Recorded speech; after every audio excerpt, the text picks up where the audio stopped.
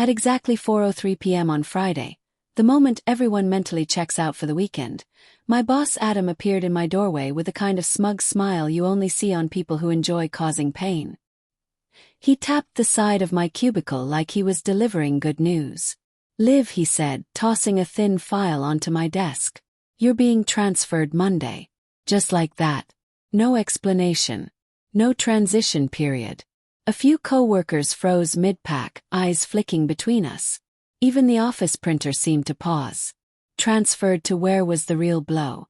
I opened the file and there it was in cold, sharp font. Northside branch. Effective immediately. My stomach dropped. Everyone in the company knew Northside was shutting down in 30 days. The staff had already received notice. The clients had been informed inventory inspections were scheduled. It wasn't a transfer. It was a burial. Adam leaned against my desk, arms crossed, enjoying every second. "Have fun," he added with a laugh too loud for the almost empty office. "Think of it as career exploration." Another chuckle. "You'd think they were giving me a trip to Italy, not sending me to manage a dying location." I forced my voice to remain calm. "Northside is closing." He shrugged as if the idea had never occurred to him. "That's above my pay grade." Char signed off. "You start Monday." I knew better. Nothing happened in our region without Adam's fingerprints on it. This was punishment. His retaliation for what happened at last month's strategy meeting. When I questioned the decision to cut community lending programs, I'd brought data, case studies, and projections. He'd brought ego, and ego always hits back. Adam leaned closer, lowering his voice. "Maybe you'll pick up some new skills while winding things down." He winked. My hands tightened around the file. I wanted to say something, anything. But every word I thought of would have cost me my job by Monday morning, so I swallowed it. He straightened, smoothing the front of his perfectly pressed shirt. "Enjoy your weekend." He walked away without looking back. The office fell silent except for the clicking of keyboards no one was really typing on. A few co-workers gave me sympathetic looks, the kind you give someone who just learned their vacation flight was cancelled. My phone buzzed on my desk. A text from Maya, my closest friend at work. "Are you okay?" Was I? Well. But I also wasn't surprised because what Adam didn't know, what no one knew was that I had seen this coming weeks ago. And I had already started preparing. By the time I stepped out into the parking garage, the sky had turned heavy and dark. The kind of late afternoon storm that made you question whether the sun had ever existed. The first raindrop hit before I even reached my car. I sat behind the wheel, gripping the steering wheel as the rain hammered against the windshield. 60-hour weeks, holidays spent in the office, covering for every mistake that wasn't mine, training new hires who later leapfrogged past me. And now I was being tossed aside like broken office furniture. But under all the anger, there was something else. Spark. Because I wasn't going to Northside blind. I wasn't going unprepared. And I wasn't going down quietly. I turned the key. Monday would be interesting. Northside sat on the edge of the old industrial district. Once busy, now forgotten. I pulled into the cracked parking lot at 8:04 a.m. The silence almost eerie. The sign on the building flickered weakly, one light short of going dark completely. Inside, the branch felt like stepping into a time capsule. Carpet worn thin, faded posters, computers that still had sticker residue from early 2000s training programs. 5 employees looked up as I walked in with a single box of belongings. Their expressions ranged from confused to exhausted. None of them had been told someone new was coming. Wonderful. A woman in her 50s approached me first. Her name tag read Helen. 16 years with the company according to her HR profile. Yes, I had already checked. "You must be Liv," she said. "Didn't know they were sending a new manager." "Neither did I admitted. She sighed and motioned toward the small glass-walled office. "Well, that's yours for whatever that's worth." The office held nothing but outdated manuals, empty drawers, and a crooked clock stuck at 11:52. I closed the door behind me and exhaled. This branch wasn't dying. It had been strangled. Budget cuts, no outreach support, zero updates for years. Exactly the kind of place Adam wanted me to fail. But he had no idea what I already knew, no idea what I had been tracking, no idea what was about to happen. Because 72 hours earlier, while Adam was busy planning my professional funeral, I discovered something that changed everything. A new city development plan. A rezoning proposal. A flood of new businesses moving into the district. And North Side, this forgotten, neglected branch, sat right at the center of it. The company had missed it. Adam had missed it. But I hadn't. I looked at the dusty office, the tired employees, the dying branch, and I smiled. Monday would be fun.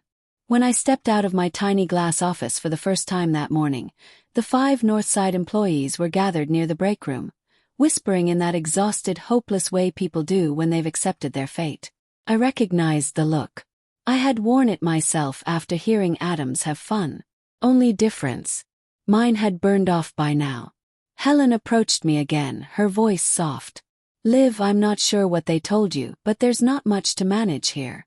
We're just processing closures until the day they lock the doors." Behind her, the others nodded. Reuben, the lone officer with kind eyes, but a defeated slouch. Tanya, the teller who looked too young to have already learned disappointment so well. Max, the part-time admin juggling school and work.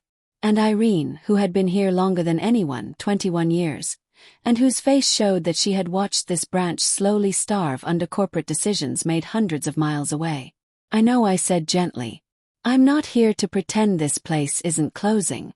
They exchanged glances, relief mixed with resignation. But I continued, "I am here to understand what went wrong." Reuben let out a short laugh. "What went wrong?" "Everything. No budget, no upgrades, no approval authority. We've been forgotten.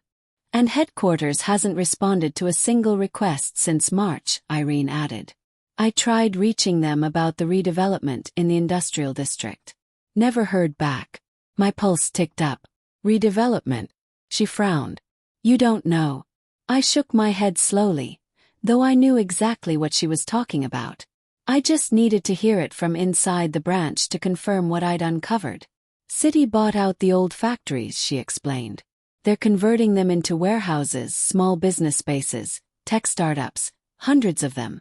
It's the biggest project the district's seen in decades." My heart thumped once hard. Max added, "Most of them are opening in the next few months. Some already have, but the company never gave us approval to reach out. Said it wasn't in alignment with strategic goals." Strategic goals. Adam's goals. I kept my face neutral, though inside something clicked sharply into place. North Side wasn't dying because the community didn't need it. North Side was dying because someone wanted it to die. I turned back toward my office.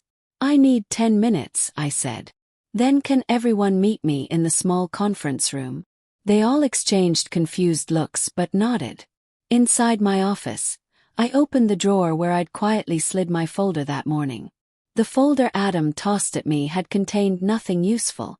But my folder contained the reason Monday wouldn't go the way he expected. 3 weeks earlier, long before Adam announced my transfer, I'd overheard something that made my instincts flare. 2 managers chatting after hours, unaware that I was still in the office. North Side is next on Adam's list. He'll close it by Q2. He wants to show corporate he can cut underperforming locations. He already reassigned their business accounts to Central Branch. That night I started digging.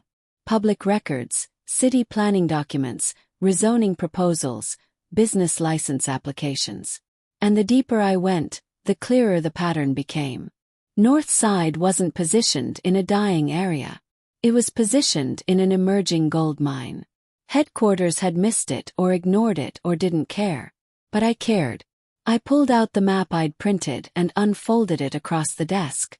Red dots marked every new business permit filed in the last 12 months. The cluster around North Side was almost glowing. If this branch had been given even a fraction of the support allocated to the wealthier districts, it wouldn't be closing. It would be expanding. I stared at the map until my heartbeat steadied. Until the anger sharpened into something usable. I gathered the papers and stepped into the hallway. The conference room was small, the kind with a table too big for the space and chairs collected from 3 different decades. The team sat waiting, guarded but curious. I placed the map in the center of the table. "This," I began, "is everything headquarters told you didn't exist." Their eyes followed the red clusters. Helen blinked. "Are these all new businesses filed within the last year?" "Confirmed. Most within the past 4 months and almost all within a 1 radius of this branch." Reuben leaned forward. "But we weren't approved to pursue commercial accounts." "I know," I said quietly. "But that wasn't because there was no opportunity. It was because someone didn't want this branch to have it." The room fell still. Very still. I let the moment breathe. "Then I'm not asking you to believe in miracles. I'm asking you to believe in facts. This branch didn't fail. It was strangled." Their expressions shifted. Confusion toward anger. Anger toward something that looked dangerously like hope. "Headquarters thinks this place is already dead." Continued. "And Adam," I paused, swallowing the bitterness. "Adam thinks transferring me here is a clean way to bury 2 problems at once." Tanya whispered. "So, what do we do?" I looked at each of them. Really looked. "I don't know if we can save this branch," I admitted honestly. "But I do know this. I didn't come here to sit quietly and watch a place with this much potential die without a fight." A long silence followed. Then Irene's voice, steady and unexpectedly firm. "What do you need from us?" In that moment, right there in a cramped conference room inside a forgotten branch, I felt the spark fully ignite. "First," I said, pulling out my notebook, "we gather information. Everything headquarters ignored. Everything they suppressed. We're going to build a picture they can't pretend not to see." Reuben smiled faintly for the first time. "You're serious?" He nodded. "Very, because I hadn't just come to North Side to survive. I'd come to expose the truth, and the clock was already ticking." By Tuesday morning, the weight of what we were doing began to settle over the branch like an invisible fog. Nothing was set out right, but every glance carried the same question. Are we really doing this? I arrived 15 minutes before opening. The parking lot was empty except for Reuben's car. He was always early and a white sedan. And I didn't recognize. At first I ignored it, but something about the way it was angled toward the building made me slow down. Inside, Reuben was in the lobby, arms folded, face tight. "You've got a visitor," he said. "Been waiting since 8:15. My stomach tightened. "Who?" He didn't answer. He didn't need to, because when I stepped behind the teller counter and saw the man leaning casually against the customer desk, my jaw clenched. "Adam." He greeted me with a smile that didn't touch his eyes. "Morning, Liv." What was he doing here? He hated visiting branches unless cameras were involved. "We weren't expecting you," I said evenly. "Thought I'd check in, see how my transfer project is settling in." He looked around with exaggerated slowness. "Charming little place. Shame it's closing." Every word was a needle. Reuben excused himself quickly, and I couldn't blame him. Adam moved closer. "You look tired, Liv." "Rough first day." "Busy," I replied. "A lot to learn." "Oh, I'm sure." His voice dipped. "I just hope you're focusing on the right things." My pulse ticked up. "Meaning?" His lips curved in that familiar chilling smirk. "Just heard a strange rumor. Something about maps, discussions about business outreach." His eyes locked onto mine. "Surely that's not happening. Wouldn't want anyone thinking North Side is attempting new initiatives. That would be inappropriate." So, someone had already said something. I kept my expression neutral. "We're preparing closure documentation." "Good," he said. "Because headquarters is allergic to surprises." He stepped even closer. "And Liv, I'd hate to hear you were giving the staff false hope. They've accepted the end. Don't confuse them." Before I could respond, he turned toward the door. "Have a wonderful week." He called over his shoulder, voice dripping with mock sweetness. "Don't make trouble." The moment he walked out, I sank into the nearest chair. That was our warning. But not the kind he thought he was giving. It was confirmation. He was nervous. He knew he'd found something. He just didn't know how much. At 9:02 a.m., before the branch officially opened, the team gathered in the break room. No one needed an explanation. They'd all seen Adam leave. I placed both hands on the table to steady myself. We need to be careful. Really careful. Someone is feeding him information. Max swallowed. One of us maybe, or someone downtown picked up on our activity. Doesn't matter which. We stay quiet. We stay smart. We don't use internal emails for anything related to this. Tanya nodded, her voice barely above a whisper. My friend at Central Branch said they've been told to flag any unusual queries coming from North Side. So Adam was tightening the net. Expected, but not enough to stop us. I pulled out the map and placed it on the table. We keep going, but from now on, everything we do has to leave no digital trail. Their eyes followed me. I continued. Today, I want us to start gathering first-hand information, not projections, not assumptions, real voices from the community. If we can document what these businesses need and how much revenue they could bring, we can build a case no one can ignore. Ruben frowned. Headquarters won't let us meet with businesses. No. Took a breath. Which means we don't meet them as representatives. We meet them as listeners. It wasn't technically against any rule yet. The district is opening 2 warehouses this week. Ruben offered. There will be contractors, vendors, small business teams. We could talk to them without mentioning the bank. I can stop by after my shift, Tanya added. My cousin's moving his startup into the renovated textile building. Good, I said. The more authentic feedback we gather, the stronger our case. And just like that, for the first time since Monday, the room shifted from fear to purpose. The rest of the day moved in small, meaningful steps. At noon, 2 elderly customers came in for account closures. Irene offered them water, walked them through everything gently. When they left, she turned to me, eyes shining with something like guilt. They're leaving because they think this branch doesn't matter, she whispered. But it does. It always did. I put a hand on her arm. Then let's prove it. She nodded at 3 p.m. while I was reviewing ancient loan files. My phone buzzed with a text from an unknown number. Be careful. He's watching more closely than you think. My mouth went dry. I looked around the quiet branch, half expecting someone to be lurking in the corner. Was it a threat? A warning from who? I didn't show the message to the team. Not yet. They were already wound tight. Instead, I filed it away mentally. Another crack in the system. Another clue. Someone inside the company wanted me to succeed or wanted Adam to fail. Either way, the timing wasn't accidental. When the last customer left at 5:01 p.m., the team and I gathered again. Ruben placed a notebook on the table. 6 businesses I spoke with today say they're looking for a bank closer to the district. Tanya added 2 pages of notes from her cousin's building. Helen had printed out 3 years of ignored upgrade requests. And Max had pulled together a list of every rejected marketing proposal. None of it was dramatic, but all of it was damning.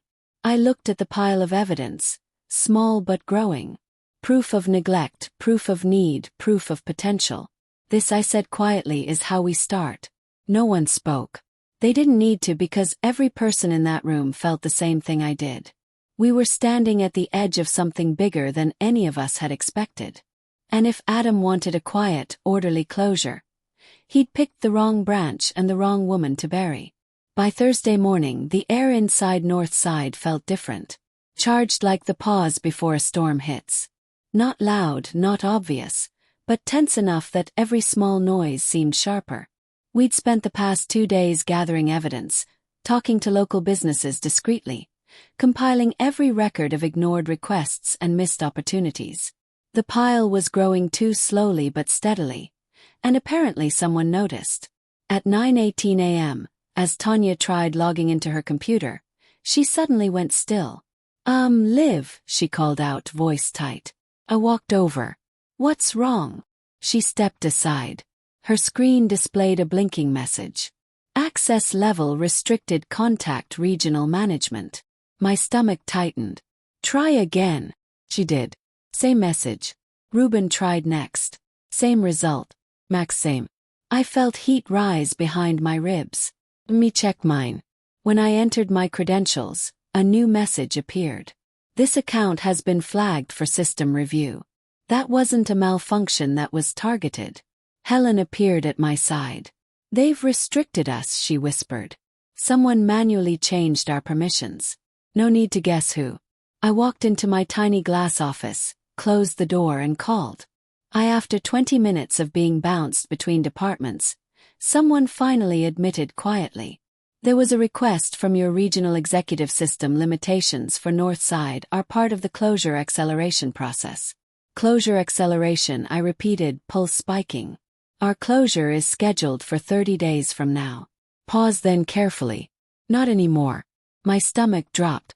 Check your email, the technician added, then hung up before I could respond. I opened my inbox. There it was. Subject: Northside Branch. Transition update from Adam Sterling. Clicked it. Effective immediately. Northside operations will be expedited. Staff should focus exclusively on closure tasks. Any non-essential activities are prohibited. Compliance review scheduled for Monday. Inventory audit Sunday, 8 a.m. mandatory. All account and loan processing capabilities will remain disabled until further notice. A Sterling. My vision tunneled for a moment. He wasn't just limiting us. He was cutting off our ability to function entirely. He wanted to eliminate any trace of what we'd been doing.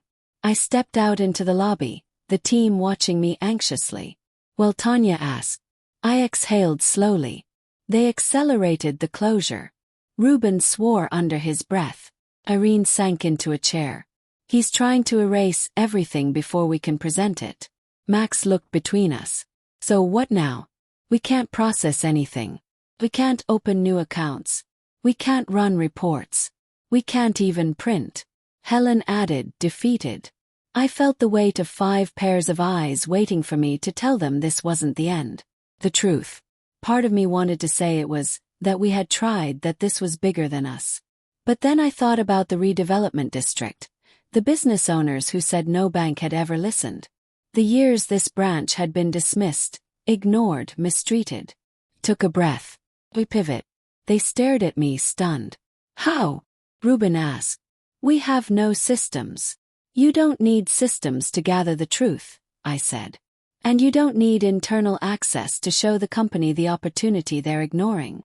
Tanya leaned forward. What are you saying? I pulled the map from my office, spreading it across the table again. If Adam wants to erase us from the system, then we build a case outside the system. They exchanged looks. Fear, hope, disbelief mixing into something electric. What does that mean exactly? Helen asked quietly. It means we document everything manually, I said. Every business we spoke to, every opportunity, every instance of ignored support requests, every dollar of potential revenue that could be generated if the branch stayed open. And then, Max asked. And then, I continued, we bring it directly to the people who outrank Adam. A long silence followed. Then Ruben's eyebrows shot up. You want to go to corporate leadership without going through regional? Yes, I said. Because regional isn't just blocking us. He's actively sabotaging us. But Adam has allies, Irene whispered. People who trust him. People who won't want to hear this. That's why we bring evidence, I replied. Not opinions, not emotions. Evidence no one can ignore. They looked at the pile of notes on the break room table. Scribbled pages, printed requests, handwritten statements from business owners. And slowly, one by one, I watched something shift. Determination. Quiet but unshakable. Ruben nodded first. "'Kay, I'm in." Tanya followed. "Me too." Helen straightened her shoulders. "Tell us what to do." I took a breath, grounding myself in the moment. Today, I said, we organize everything we have. Tomorrow we gather more carefully. And Sunday morning we finalize our case. And then Max asked. I looked him directly in the eye. Then we fight. When the branch closed at 5 o'clock, I stayed behind alone. The others had offered to stay, but they needed rest. I needed quiet. I sat at the old wooden desk, papers spread everywhere, rain tapping against the window outside. And then my phone buzzed. Another unknown number. He knows more than you think. Be ready. No name, no explanation. Cold weight settled in my stomach. Was it a warning or a threat? I didn't know. But either way, one thing was clear. The clock was running out and Adam wasn't done yet. Sunday morning, the air felt unnaturally still, as if the city itself knew something was about to happen. I arrived at the branch just before 7:50 a.m., 10 minutes early for the mandatory inventory Adam scheduled. The parking lot was empty except for 3 cars. Helen's, Ruben's, and a sleek black sedan. I recognized instantly Adam was already here. Inside, the branch lights were off except for the faint glow from the lobby. Adam stood near the counter, arms crossed, tapping his foot impatiently. "You're late," he said. "I'm early," I corrected. He smirked. "Time is relative when your branch is about to die." I didn't react. His goal was to provoke, but I couldn't afford to give him any emotional ammunition. The team arrived one by one, their faces tight, exhausted, but strangely steady. We began the inventory silently, counting pens, logging equipment, documenting ancient machines that should have been replaced years ago. At 8:37 a.m., Adam cleared his throat loudly. "Before you go any further," he announced, "I'll need your company laptops, badges, and access cards. They are no longer required." Helen froze mid-step. Tanya's hand shook. I stepped forward. The notice said after inventory. He waved me off. "Plans changed. Compliance wants everything now. Effective immediately, this branch is closed." The words hit like a physical blow. It wasn't supposed to happen until the end of the day. But I saw something in his eyes, a flicker of anticipation. He wasn't just closing us early. He wanted to stop what we were about to do. He sensed something was happening. He just didn't know what. Yet I signaled quietly to the team. "Give him what he wants. Don't fight. Don't reveal the panic." We handed over badges and devices. What Adam didn't know, we had already backed up everything externally. Every document, every interview, every ignored request, every financial projection, all neatly compiled in a physical binder and a private drive. When the last badge was on the counter, Adam exhaled in satisfaction. Finally, he said, "We can all move on with our lives." I glanced at the clock. 10:22 a.m. 3 hours until the city's redevelopment briefing at the district plaza. 3 hours until corporate leadership would unknowingly walk into the best ambush of my career. We left the branch together, silent until we reached our cars. That's when Ruben spoke. "What if he's right?" he asked quietly. "What if none of this matters? What if they don't care?" "They might not," I said honestly. "But we're not doing this to guarantee a win. We're doing it so the truth is impossible to bury." Helen placed a hand on my arm. "Then let's go make it impossible."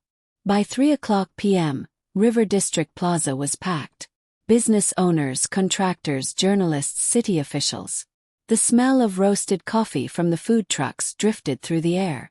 And at the front of the crowd, just as I hoped, stood 2 members of corporate leadership.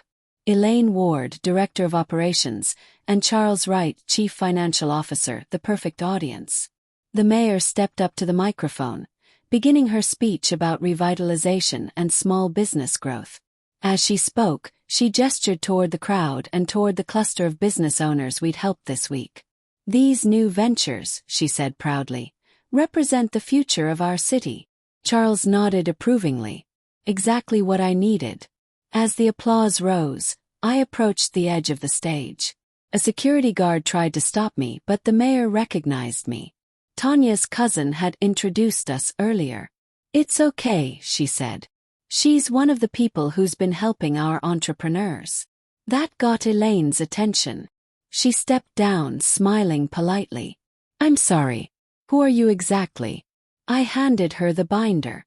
"My name is Liv Carver. Until this morning I was the manager of Northside Branch." Elaine blinked. "Northside? Isn't that the location scheduled for closure?" It was, I replied, but not because it was unprofitable. Charles, hearing this, turned toward us. What do you mean? I opened the binder to the first page, a map of the district, then the testimonies, the numbers, the rejected proposals, the ignored requests, the potential revenue, all meticulously documented. Kept my voice calm. Your regional executive has been filtering information, suppressing opportunities, accelerating closures without proper review. This community wasn't failing. It was being abandoned. Elaine flipped through the pages, her expression tightening with every turn. Charles frowned deeply. And you're certain these numbers are accurate? I handed him the flash drive. Everything is backed up, verified, and dozens of businesses here are willing to confirm it. As if on cue, several business owners approached. People we had met, spoken to, listened to. They spoke over one another, eager. She helped us set up accounts. She listened when no one else did. They told us the branch didn't support small businesses. I guess they didn't want to. A ripple of murmurs spread through the crowd. And then behind the cluster of people I saw him. Adam. His face drained of all color. He pushed through the crowd, voice sharp. This is nonsense. Unauthorized outreach. You're all being manipulated. Elaine held up a hand. Enough. Her voice cut through the air like a blade. We will address this internally immediately. Adam opened his mouth but froze because Charles was staring at him like he had already been found guilty. By 7:40 p.m. a company-wide email went out. Effective immediately, Regional Executive Adam Sterling is placed on administrative leave pending investigation. The second line followed. Northside branch closure has been suspended until further review. I read it twice before showing the team, who erupted into disbelief, laughter, and tears all at once. But the email that hit me hardest came at 8:12 p.m. From Elaine Ward. Subject: Opportunity Live. After reviewing your findings, we would like to invite you to interview for a position overseeing community expansion initiatives. If you accept, you may bring your team, Elaine. I stared at the message, overwhelmed. We hadn't just saved a branch. We changed something much bigger.